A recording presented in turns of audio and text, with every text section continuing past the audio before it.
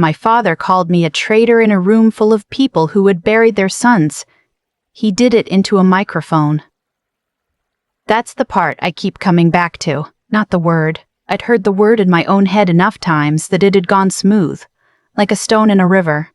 It was the microphone.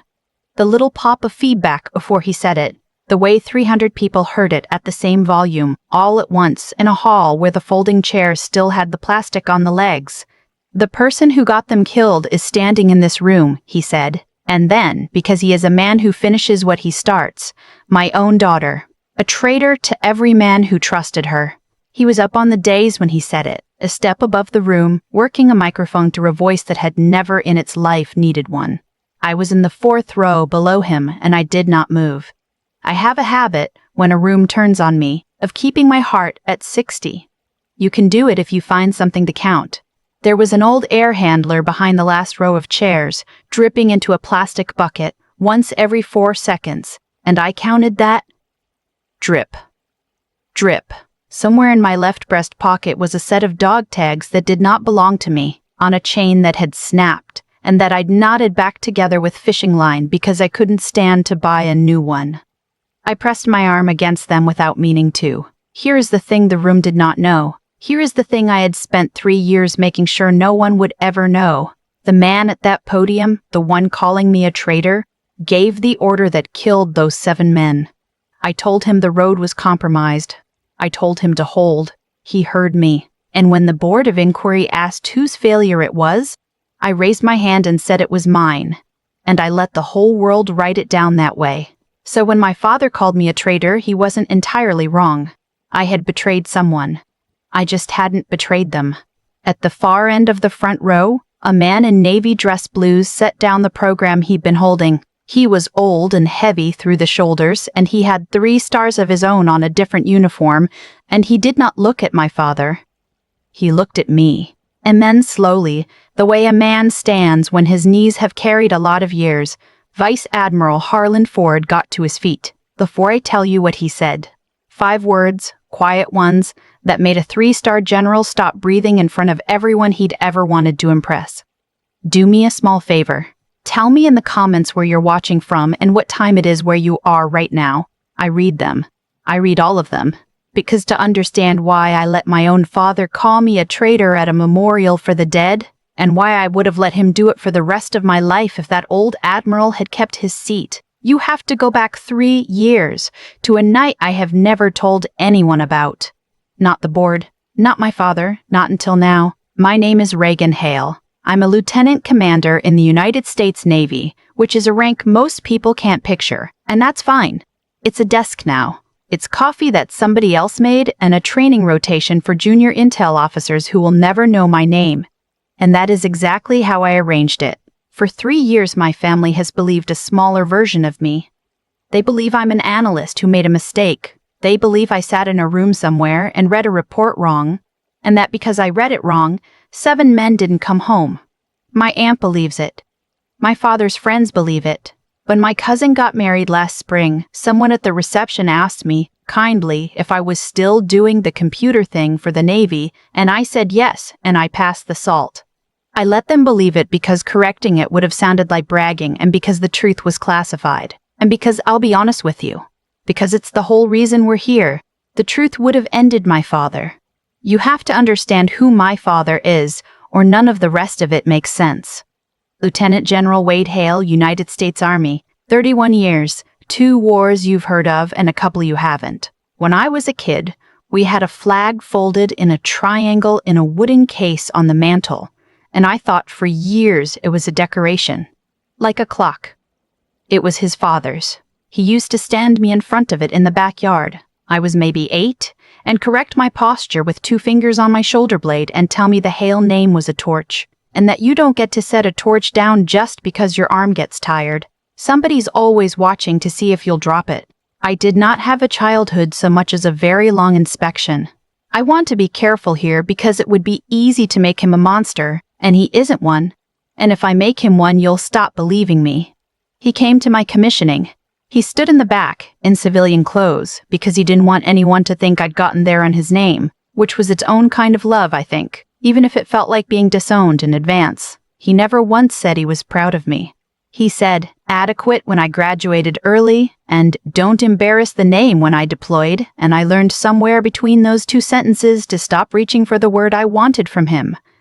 I told myself I didn't need it. I was very good at telling myself things. I went Navy on purpose. I've never admitted that to anyone either. He was Army, his father was Army, and I picked the water because it was the one room in the house he wasn't standing in. And then I spent 15 years becoming excellent at a thing he didn't respect, which is intelligence work. The unglamorous, patient, thankless job of telling men with stars where the danger actually is, and watching them decide whether to believe you. They gave me a call sign, the way they do. Argus, the watchman from the old stories, the one with 100 eyes who never sleeps and sees everything coming. Somebody in a targeting cell thought that was clever, a watcher who never misses a thing. I've turned the irony over more than I'd like to admit. 100 eyes, and the one house I could never get anyone to see me in was my own. Most of those 15 years were at Fort Meade, in windowless rooms that smell like server coolant and scorched coffee, building the pictures that tell a general whether a road is safe. My left knee has never sat right since a hard helicopter landing on a pitching deck during a workup off Hawaii. It tells me when the weather's about to turn, which is a joke I don't say out loud. I keep my CACAC and a task force challenge coin in one pocket, on the opposite side from the tags. The coin I earned. The tags I didn't. I've never once been able to carry them on the same side. 3 years ago, they made me the targeting and intelligence officer for a joint task force. My father was the commander of it. That's not as strange as it sounds. The Navy assigns you where the billet is, and nobody in the chain thought twice, and we were both professionals. And for about 4 months, it was the closest we had ever been. He'd stop by my shop at 0 dark to look at the map over my shoulder. He never said good work. But he came back. In my family, coming back was the good work. We were running exfils out of a corridor. The map's called clean. My whole job. The entire reason a person like me exists was to know when clean stopped being true. And one night in the second week of a cold spring, it stopped being true. I found it at 2140. A shift in a pattern I'd been watching for 11 days, a checkpoint that had gone quiet, a road that shouldn't have had fresh traffic on it and did. It wasn't a certainty. It's never a certainty. That's the part civilians never forgive us for. It was a picture that had changed, and the change pointed one direction, and the direction was the corridor our team was driving out of in 90 minutes is not clean anymore. I took it to him myself. I didn't send it up through Colonel Dwyer, his aide, the way procedure said I should. I walked it into the operations center, and I put it in front of my father, and I said, in the flat voice they train into you so your fear doesn't infect the room, "Sir, I recommend we hold the exfil 40 minutes and reroute. The corridor is dirty. 40 minutes. That's the number." I'd done a lot of arithmetic with that number since. He looked at the picture I'd built. He looked at the clock. The window to get our people out was closing, and holding 40 minutes meant the whole thing slid toward daylight, and daylight had its own way of killing you.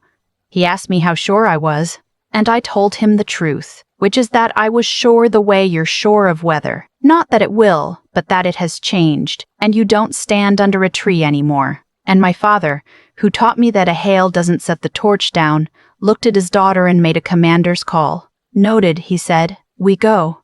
I want you to sit with how ordinary that word is. Noted, not cruel, not reckless, exactly.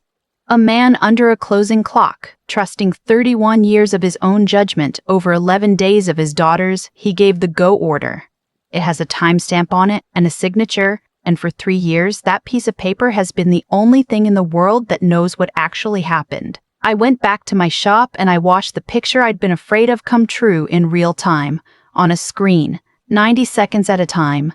The dog tags in my pocket belonged to a chief petty officer named Danny Whitfield. He made the worst coffee I have ever had in my life, on purpose, I think, and he had a daughter he was going to teach to fish, and his was one of the 7 names. I'll tell you something I've never told anyone, and it doesn't move the story anywhere, so skip ahead if you want the part where the Admiral stands up. Every Sunday for 3 years, I have made Danny Whitfield's coffee, his way, which is a war crime. He'd dump twice the grounds into the pot and let it go until it was less a beverage than a threat, and he'd hand you a cup with a straight face and watch you drink it and never once smile. and getting a wince out of you was the whole point. On the tanker, on that deployment. It was the closest thing we had to a morning. So on Sundays I stand in whatever kitchen I've got, base housing now, a coffee maker that deserves better, and I make it wrong on purpose.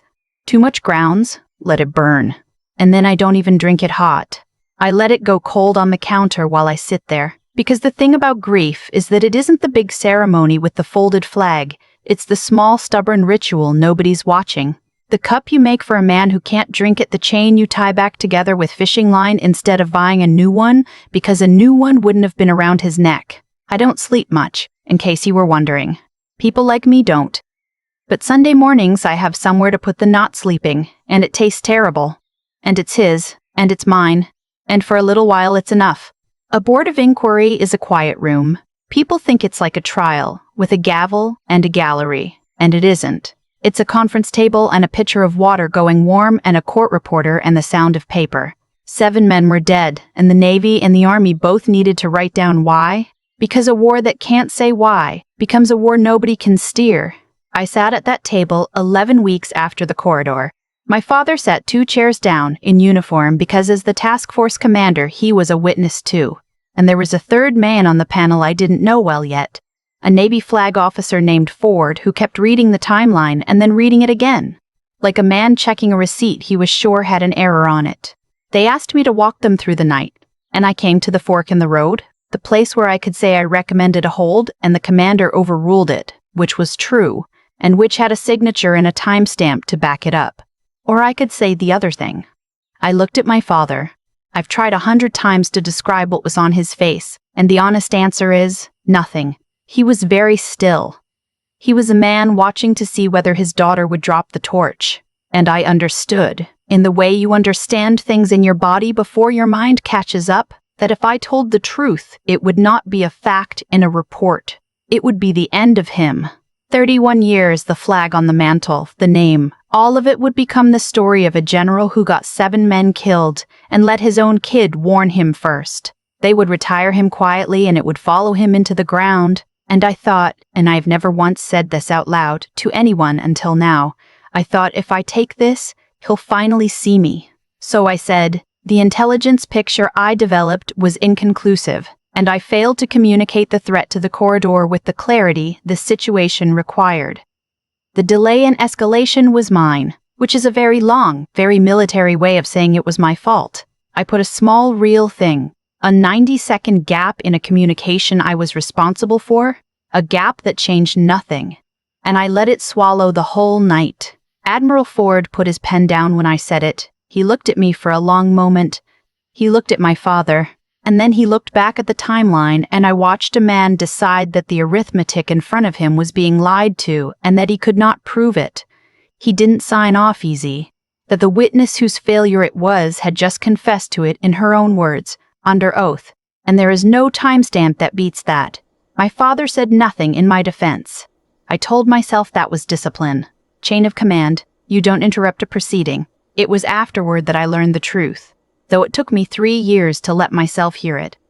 Let me lay the numbers down first, because I'm an intelligence officer, and numbers are the only prayer I know.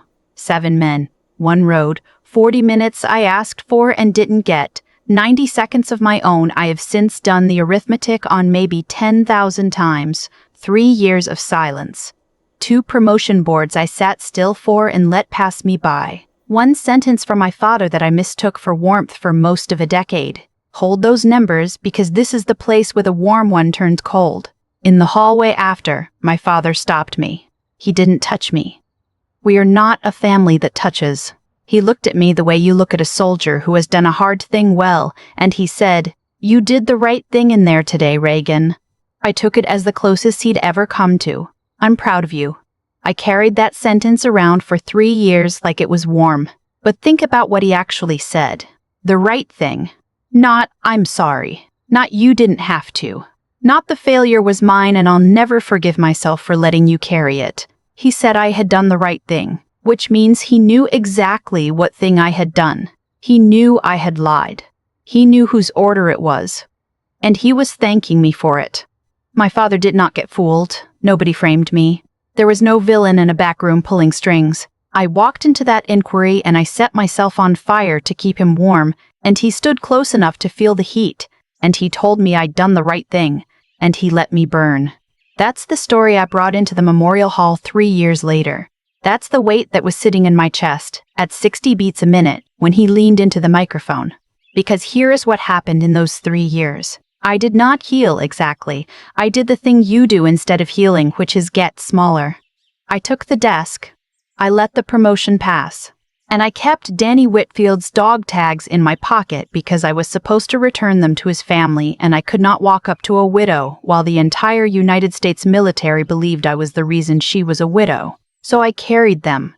60-some Sundays I carried them, and the chain broke, and I tied it with fishing line, and I kept carrying them.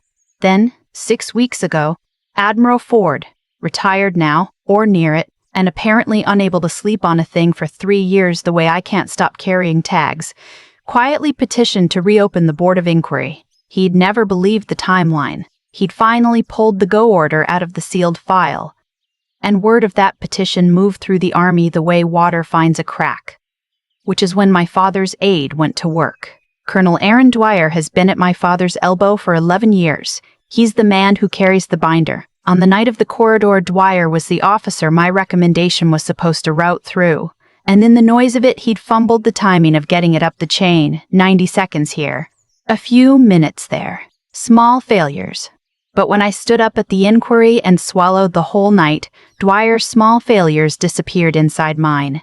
My confession didn't just protect my father. It buried Dwyer's mistakes and cleared his road, and he has ridden my father's coattails to a full-bird colonel on the back of a lie he was very glad I told. So when Ford's petition surfaced, Dwyer understood faster than my father did that the sealed file was about to be unsealed, and that when it was, the timestamp would put a spotlight on exactly the 90 seconds he'd rather no one measured. And Dwyer did what men like Dwyer always do. He found a way to make it my fault again.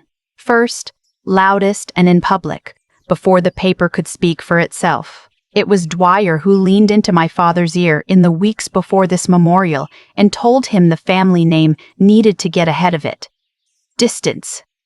Denounce. Let the general be the man who condemned the failure rather than the man who commanded it. I know it was Dwyer because I know how my father's sentences sound when they're his own, and how they sound when they've been handed to him.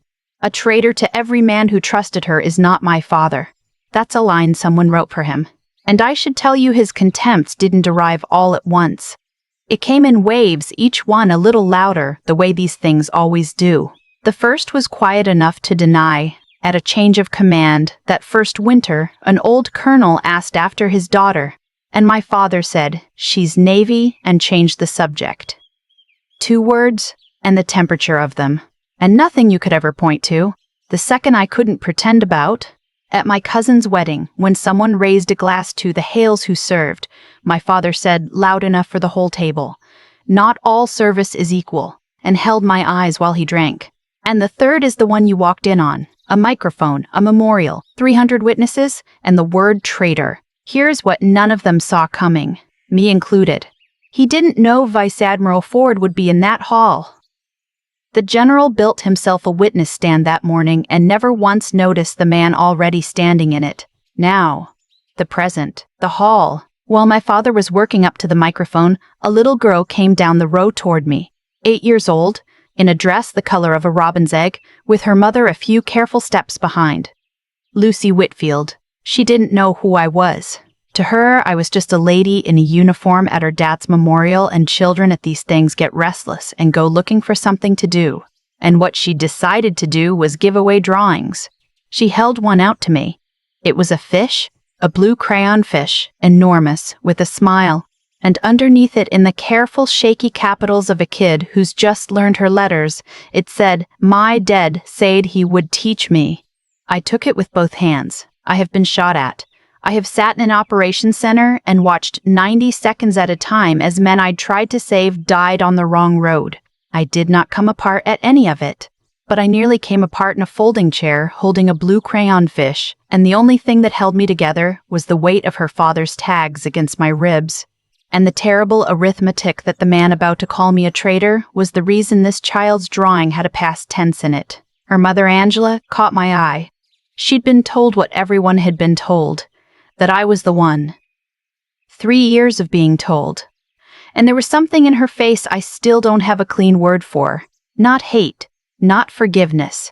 The look of a woman who has been handed a villain and can't quite make her heart hold it and doesn't know why. I gave Lucy back a small nod, the kind you can manage when your voice isn't available, and she went off down the row with her stack of fish. And my father tapped the microphone, and the little pop of feedback went through the hall.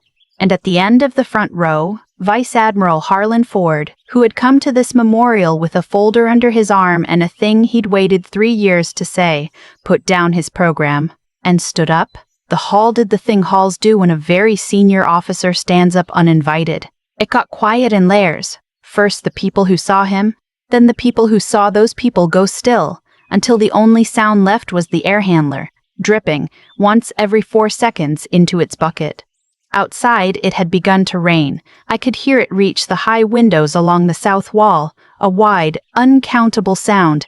Nothing like the 4-second drip I'd spent the morning holding on to. One of them I could keep time with. The other, I couldn't. My father saw him, and something crossed his face that I had never seen there in 37 years. Not anger. Anger I knew. This was the look of a man who hears a door open behind him in a room he thought was locked. "Wade," Admiral Ford said. He didn't use the microphone. He didn't need it. The room had gone so silent it carried his voice to the back like a stone dropped in a well. "Put it down. You don't get to say that. Not here. Not about her.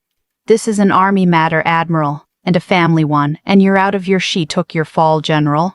5 words. He said them plainly, the way you'd read a coordinate. "She took your fall, General." And I watched my father stop. I mean that as exactly as I can say it.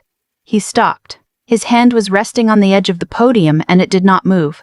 And there was a glass of water there, the kind they set out for speakers.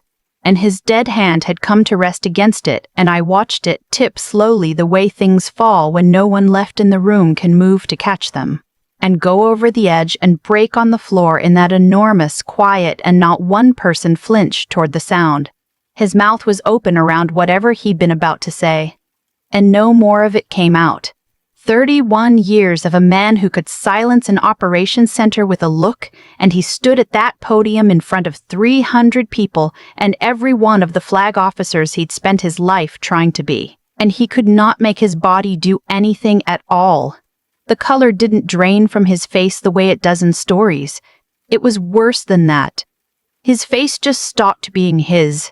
It went slack, the way a face does when the thing holding it up from the inside lets go. Ford turned so the room could hear him, and he held up a folder, a thin, gray one, the kind that carries the sealed record of a board of inquiry.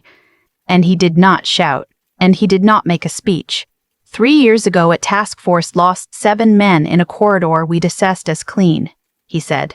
The Board of Inquiry found that the loss resulted from an intelligence failure by the task force's intelligence officer, Lieutenant Commander Reagan Hale. I sat on that board. I signed that finding. He let that land. I was wrong. So was the finding. And I've spent 3 years and a great deal of my remaining reputation getting the file unsealed to say so out loud. He opened the folder. He didn't wave it around. He just held it open, like a man showing you a thing rather than performing it. At 21:40 on the night in question, Commander Hale personally recommended a 40-minute hold and a reroute of the exfil because she had assessed the corridor as compromised. Her assessment was correct. It is time-stamped. The recommendation is in her own hand. He turned a page. At 21:52, the task force commander overruled that recommendation and issued the go order. That order is also time-stamped. It is also signed. He looked up. He looked at my father. "By you, Wade." Somewhere to my right there was a small, sharp sound. A woman pulling a breath in through her teeth. Angela Whitfield. I didn't turn to look at her. I couldn't. At the end of the second row, Colonel Aaron Dwyer came halfway out of his chair. The binder he always carried, the one that had ridden my father's coattails as surely as he had, slid off his knees and hit the floor and fanned open across the aisle. "Admiral, that record was reviewed and closed. It was administratively expedited," Ford said. And for the first time, there was an edge under the quiet. "By you." The routing log for Commander Hale's recommendation was altered to remove a 90-second gap that would have raised questions about your handling of it. Altering the record of a board of inquiry is not an administrative matter, Colonel. It's a court-martial matter. There are 2 officers from the Inspector General's office standing at the back of this hall who drove down this morning specifically to discuss it with you. Dwyer looked at the back of the hall. So did everyone. There were in fact 2 people back there in army greens who had not been standing there a minute ago, and one of them was already moving up the side aisle unhurried. The way you move when the man you're coming for has nowhere to be. And here's where I'm supposed to feel something clean. Vindication. The thing 3 years of carrying a dead man's tags is meant to earn you. I didn't. Because Ford wasn't finished, and the last thing he said, looking at me, and it took the floor out from under me worse than any of it. Commander Hale did not fail to communicate the threat, he said. She communicated it perfectly, and then she stood in front of this same board and testified that she hadn't, under oath, against the evidence to protect the officer who overruled her. He paused. I've thought a long time about why a person does that. I think you'd have to love somebody very much and understand them not at all to burn yourself down that thoroughly to keep their name off the fire. The room turned to look at me. 300 faces. And my father turned too slowly the way something heavy turns. And for the first time in this whole story, he looked at me not as a soldier or a name or a problem, but as his daughter. And there was such a wreckage in his face that for one insane second, the reflex of my entire life kicked in, and I opened my mouth to save him, to say the Admiral's mistaken. It's more complicated than that. I did fail. Let me explain. One more time. One more fire. I felt Danny Whitfield's tags against my ribs. I thought about a blue crayon fish with a past tense in it, and a widow 3 years into not knowing who to hate, and I understood finally, all the way down, that every time I had protected my father, I had done it by keeping the truth from the people who had actually paid for it. So I closed my mouth. That was the whole thing. That was my rebellion after 3 years. I closed my mouth and I let the truth stand. When Ford asked me gently in front of everyone, "Commander, is what I've read accurate?" I could have softened it. I could have said it's complicated. I said, "Yes, sir. It's accurate." 4 words. That's the only sentence I spoke in that hall. The man who'd needed a microphone to call me a traitor couldn't make a sound now. A step below where he'd been standing, and it turns out that in a room gone that quiet, 4 words don't need one either. I didn't say whose order it was. I didn't have to. The paper said it. And I would not say the other thing, the thing I have never said out loud. It was his fault, because some part of me is still 8 years old in a backyard, and there are torches I apparently will never set down no matter what they cost me. My father sat down. Not in a chair. Quite, he sort of found the chair on the way to the floor and it caught him. Colonel Dwyer walked out a side door with an IG officer at each shoulder and did not look at anyone, and the memorial for 7 dead men went on because it had to. And I sat in the 4th row holding a drawing of a fish and a dead man's tags, waiting for whatever you're supposed to feel when the truth finally comes out. And finding instead only the place in my chest where 3 years of weight had been, and how nothing at all rushed in to fill it. I want to be careful with the part of the story where I'm supposed to have learned something, because I don't fully trust people who come out of a thing like this with a clean lesson. Clean lessons are for people who weren't there. Here's the honest version. For 3 years I told myself that carrying my father's mistake was an act of love, loyalty, the Hale name, the torch, all of it. And what Ford's 5 words did, worse than exposing my father, worse than ending Dwyer, was take away the story I'd been using to explain myself to myself. Because if you love someone by disappearing for them, you have to ask who's left to do the loving. There wasn't much of me left. I'd been spending it since I was 8 years old, and learned that in my family you don't get to be a person. You get to be a torchbearer. And a torch doesn't have needs. It just burns until it's out. Here's the reframe I want to resist, because everyone in this genre reaches for it. That I mistook being needed for being loved, and only now, in the wreckage, learned the difference. That's not true. I knew the difference the whole time. My father needed me, to be adequate, to be quiet, to be the shape of a daughter that made his name look good. And I knew that wasn't the same as being loved, and I chose it anyway. Because being needed was the closest I was ever going to get, and I decided close enough would have to do. I didn't learn anything at that memorial. I've always known exactly what I was. The reveal didn't teach me the difference. It just took away my permission to keep calling the smaller thing by the bigger thing's name. And there's a thing under the saying, and I have to say it, or none of the rest is honest. The 5 words the Admiral said weren't the ones that broke me. She took your fall, General. That was for the room. The sentence that actually took me apart was one my father said 3 years ago in a hallway that I finally let myself hear the right way. You did the right thing in there today. Because a man doesn't thank you for lying unless he knows you lied. My father was never fooled. He wasn't manipulated by some enemy in a back room the way it happens in the stories. He stood close enough to watch his daughter set herself on fire, and he understood exactly what he was watching, and he warmed his hands at it, and he called it the right thing. That's the part I can't file anywhere. I could survive a father who made a bad call and never knew what it cost me. What I'm still learning to survive is a father who watched me choose the fire and let me and thanked me, and then when the fire was about to be seen, tried to tell 300 people the smoke was my fault. The Admiral didn't just clear my name. He took the one warm sentence I had from my father and turned it over and showed me it was a receipt. And I had been keeping it in my chest, next to a dead man's tags, like it meant I was loved. But here's where I don't get to be the hero of my own story. And I want to say it plainly because everybody else in the genre gets to. I'm not sure the truth helped anyone. Think about Angela Whitfield. For 3 years she believed her husband died because some analyst read a report wrong. That's a terrible thing to believe, but it's a survivable one. It's a mistake, an accident, the fog of a war nobody can steer.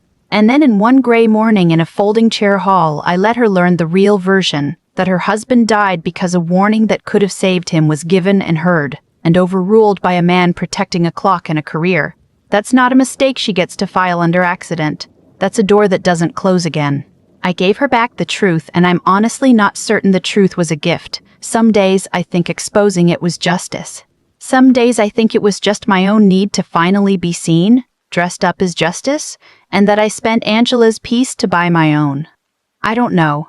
I've stopped pretending I know. That's the thing nobody tells you about the moment the Admiral stands up and the whole room turns and the villain gets what's coming.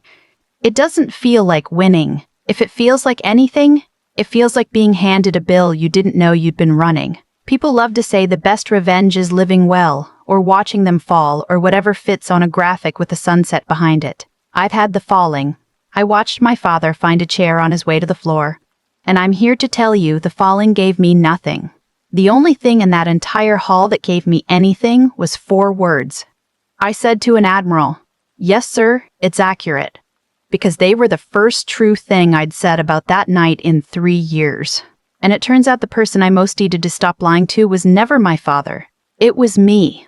They reinstated me. There was a letter and a correction to my record and a promotion board that will now, I'm told, look at me differently. My father was not arrested. You don't go to prison for a bad call under a closing clock. And he didn't falsify anything. His sin was letting me lie and thanking me for it. And there's no statute for that. He submitted his retirement papers 9 days later, and they were accepted quietly, and 31 years ended in an office with a cardboard box instead of at a change of command under the flag he'd earned. Colonel Dwyer's court-martial convenes in the spring. The charge for falsifying an inquiry record carries up to 5 years, and the certainty of the eagles he bought with my silence. 11 years at a general's elbow, undone by the 90 seconds he'd worked so hard to erase. That's the part of the story that lands like justice is supposed to, and I'll let you have it because you sat through the rest. I did the one thing I'd been unable to do for 3 years. I drove to Angela Whitfield's house on a wet afternoon, the wipers keeping a time I couldn't. I stood on her porch with a set of dog tags on a chain I'd knotted back together with fishing line, and I told her I should have come 3 years ago, and that I hadn't been able to face her while the whole world thought I was the reason she was alone, and that I understood if the truth had made it worse instead of better. She listened. She's a stronger person than I am, and when I held out Danny's tags, she didn't take them. She folded my hand back around them and said, "You kept them safe this long. Bring them back when Lucy's old enough to want them. She should hear the whole thing from somebody who was there, the real version, not the story. And then, because grief makes people more honest than the rest of us, she said, "I'm glad it wasn't you. I spent 3 years trying to hate you, and I couldn't get it to take. Now I know why. So I still carry them. But they don't weigh what they used to. Now they're a promise instead of a punishment, and I've learned there's a difference. So that's the job I have now, the one nobody assigned me. Somewhere down the years there is a version of Lucy Whitfield old enough to ask what happened to her father, and when she does, she is going to get the true one. Not the tidy accident the record wanted. And not the lie I told to keep a name clean, but the whole thing from the one person in that hall who chose the fire over the story. If anything I did that gray morning was worth what it cost, it is that. Her father's tags will reach her with the truth still attached. It's the only inheritance I have that's worth handing down. My father asked to see me, once, a month after. We met in a coffee shop off the base because neither of us could stand to do it in a house that had that flag on the mantel. He looked older, which is what happens to men like him when the thing holding them up from the inside finally lets go. He started to say something. I could see it forming, an apology, or the closest an unpracticed man could come to one, and I want to tell you I let him say it. I didn't. I stopped him because I finally understood the trap of it. If he apologized, the story would become his again. His guilt, his grief, his redemption. One more thing about him that I was expected to hold, and I have carried enough of him. So I put my hand flat on the table, the way you signal a stop, and I said, "You don't have to say it. I'm not carrying that one for you either." And something went out of his face, and I don't know if it was relief or the last of his hope, and I've decided I don't need to know. We didn't hug. We're not a family that touches. I told you that at the start, and 37 years doesn't turn over in a coffee shop. When we stood to go, he did the only thing his whole life had ever taught him how to do with feeling he couldn't say. He came to attention, and he brought his hand up, and he held a salute. To me, his daughter, the lieutenant commander he'd called a traitor into a microphone in front of the families of the dead, and I could have left him standing there. God knows a part of me wanted to. But I've decided that the person I want to be is not built out of the things I refuse people. So I came to attention, and I returned it, because a salute was the only language we ever really shared, and it was the truest thing either of us could offer, and it was not nearly enough. And it was what there was. That's where it ends. Not with a hug, not with "I forgive you," not with a family made whole. It ends with two people in a coffee shop holding a salute. Both of us knowing the name on the mantel had a crack in it now that no amount of standing straight was going to close. He got his truth told, I got my record cleared, and the 8-year-old in the backyard, the one who thought that if she just carried the torch long enough her father would finally see her, she got seen in the end in the worst possible room, at the worst possible cost. I don't stand as straight as I used to. I've decided that's not a loss. I'll say one thing straight out since I've earned exactly one. There is a kind of loyalty that looks just like love and is really only disappearing, usefully, quietly, until the people you're vanishing for can't tell the daughter from the furniture. I confused the two for most of my life. I thought if I made myself useful enough, quiet enough, small enough, the being seen would arrive at the end like a medal you get for length of service. It doesn't work that way. Being needed is a job. Being loved is a risk, and the people who only ever needed me were never going to take it. And some part of me knew that the whole time and carried the fire anyway, because the job was the closest thing to the risk I was ever offered. If there's anything to take from this, and I've stopped trusting stories that end in a tidy lesson, it is only this. Check what you're carrying, and ask whose it actually is and if it was never yours. You are allowed to set it down. Even when the setting down feels like losing, even when the hand you open stays empty a long, long time. An empty hand can still be raised. Mine was. His was too. It wasn't forgiveness. It was the truest thing. Two people who never learned the other words could manage, and it was not enough. And it was a beginning. My father called me a traitor into a microphone, and it took a Navy admiral 5 words to take the word back. But the 5 words that cost me the most were the ones I finally said to no one but myself. 3 years too late, I was never the traitor. I was only the one who lied for him. Thank you for staying with me all the way to the end of this one. It's not an easy story to tell, and it's a stranger one to have lived. The one where nobody framed me, where the only person who set me on fire was me, and where being believed didn't hand back a single thing I'd spent. So before you go, sit with a couple of questions, and if any of them land, tell me in the comments. This channel has always been a place where people say the quiet thing out loud. Have you ever carried a weight that was never yours to protect someone who wouldn't have carried it for you? Have you ever been called the failure by the very person whose failure you were hiding? And have you ever stayed silent so long for someone you loved that you looked up one day and realized the silence had become the lie? If you've ever just wanted the people you'd give everything for to actually see you, not use you, not need you, see you, type the word seen in the comments. You'd be surprised how many of us are down there. And if this reached something in you, if you know someone still carrying a weight that was never theirs, send it to them. Sometimes the person who needs to set a torch down just needs to know that somebody finally saw them holding it. If this story meant something to you, subscribe and turn on notifications because we tell one of these every day and I'd like you with us for the next one. But mostly, take care of yourself tonight. Set something down that was never yours to carry.